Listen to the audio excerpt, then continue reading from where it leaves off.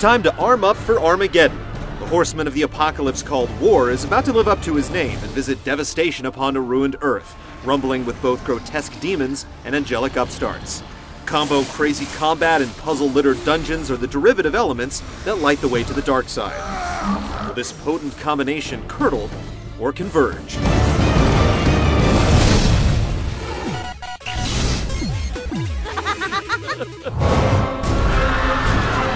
War is set to hit up Earth on the eve of the apocalypse. That's just his sort of thing. Too bad he acted on a false alarm. Blamed for kickstarting the end of the world, War is stripped of most of his powers and bound to a charred council which seeks to find the delicate balance between heaven and hell. Unsure if his new role is that of pawn or patsy, he has to unravel a conspiracy while under the constant gaze of the Watcher, an agent of the balance that's full of sound advice and ominous put-downs, voiced by Mark Hamill. Until this is over, you're a dog on a leash. It's hard not to geekishly gush over the distilled plot, but it's in the telling where Darksiders falters, buckling under its own hermetic hegemony. How long have I been here?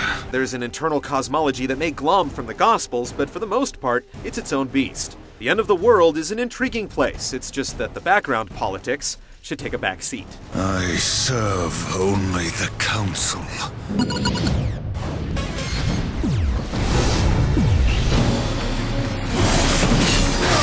First impressions put up War's War as a by-the-books action game, where spamming buttons, attempting mid-air pummelings, and sweating a combo counter is the order of the day. Near-demolished demons offer up obvious contextual clues, but quick-time events are few and far between. The ability to pick up and throw automobiles ekes out a slither of novelty. This first impression is also a long one. You'll be battling through a linear barrage of sequences for a while before the curtains are raised. Beneath Darksiders' combat core is an unabashed riff on Zelda, complete with an overworld, dungeons, puzzles, and bosses both mini and big. The questing is as traditional as the combat. Certain areas are off limits to War until he obtains the necessary items and skills found in dungeons. It's a well-tempered formula, and Darksiders sticks to it, apart from a few original flourishes. One dungeon isn't even a dungeon, taking place entirely in the overworld, spread across a vast desert instead of the confined interiors that constitute the norm.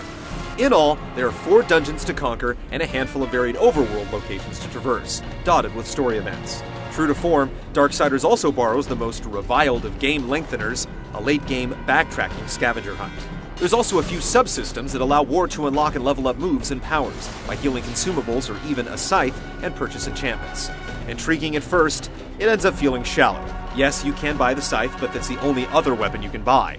A few moves have noticeable effects, but leveling them doesn't result in good feedback, and there's really a paltry amount of enchantments to experiment with.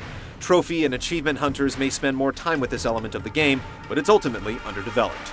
If you play games with any regularity, Darksiders offers an air of déjà vu without that fuzzy, nostalgic feeling. The amusing scenarios never fully approach the sources that they ape.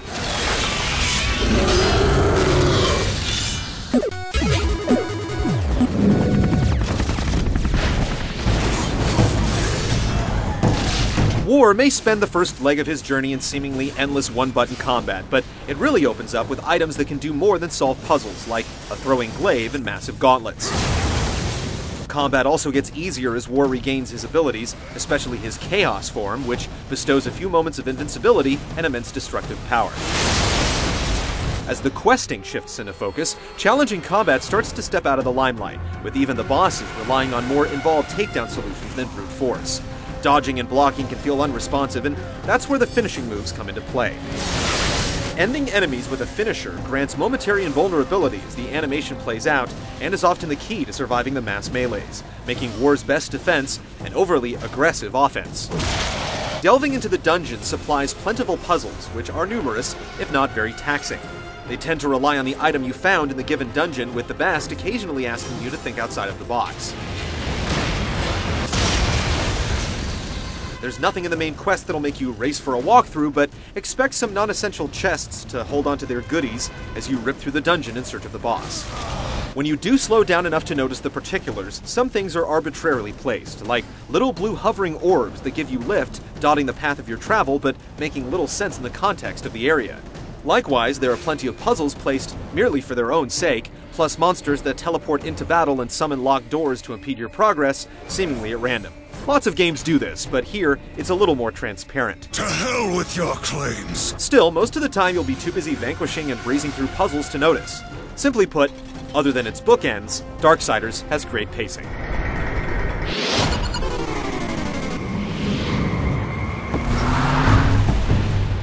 The demonic troops and splotchy wastelands come from the mind of one Joe Madureira, the artist who drew the uncanny X-Men in the mid-90s and created Battle Chasers, the popular comic that cemented his distinctive style. That heavy metal junior look returns. War, his weapons, and his foes could easily cameo in a Warcraft raid. The style is very consistent, so while enemies look good, they never really differentiate themselves. Even bosses only really stand out due to their size, though the bouts with angels do change up the palette. There's some screen tearing, and a few of the little flourishes that the game musters, like newspapers blowing in the wind and temporary craters resulting from big jumps, come across as lackluster. The animations, like the plentiful finishers, capture the comic book feel. They're big, bold, and bloody. The expected atmospheric music and hammy voice work round out the audio, with kudos for the pleasant chime when mowing down parking meters. The game plateaus from the get-go, and with that being the Armageddon, will allow for some concessions, though the wow factor never really materializes. Unless by wow, you mean World of Warcraft.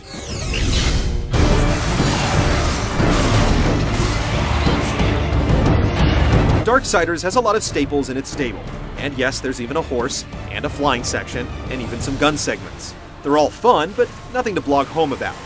It's able to emulate its idols very well, so whatever War is doing, it's bound to be enjoyable.